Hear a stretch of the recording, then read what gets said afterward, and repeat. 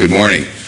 I'm Dave Keene, President of the National Rifle Association of America, and I'd like to welcome you here this morning for the purposes of beginning our discussion of the topic that's been on the minds of American parents across this country, and that is, what do we do about the tragedies of the sort that struck in Newtown, Connecticut, to avoid such events in the future? Like most Americans, we were shocked by what happened. Like all Americans, we've been discussing all of the various options that are available to protect our children, and at this point we would like to share our thinking with you. And for that purpose, I'd like to introduce Wayne LaPierre, our Executive Vice President. Thank you again for being with us.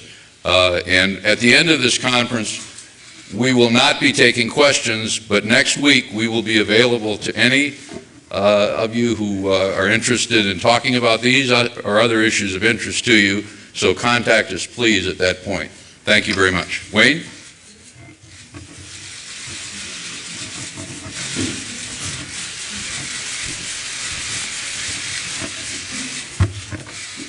Good morning.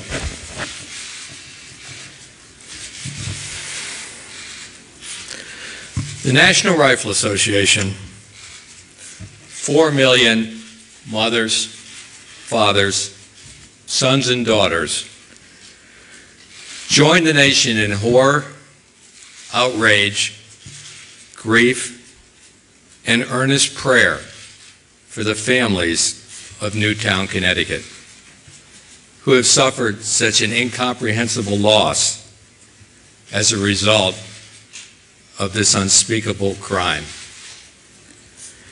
Out of respect for the families, and until the facts are known, the NRA has refrained from comment. While some have tried to exploit tragedy for political gain, we have remained respectfully silent. Now, we must speak for the safety of our nation's children.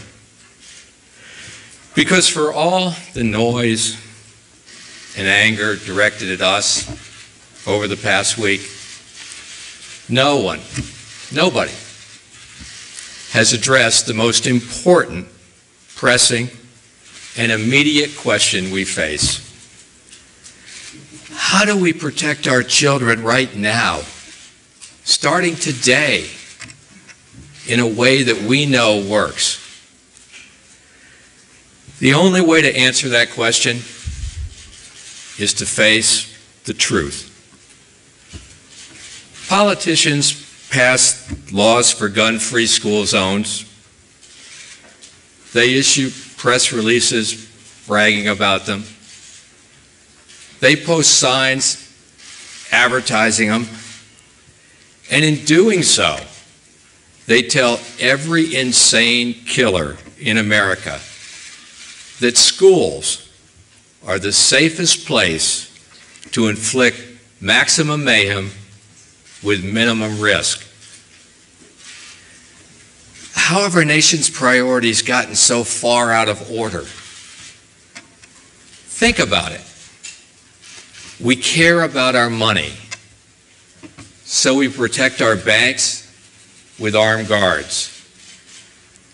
American airports, office buildings, power plants, courthouses, even sports stadiums are all protected by armed security.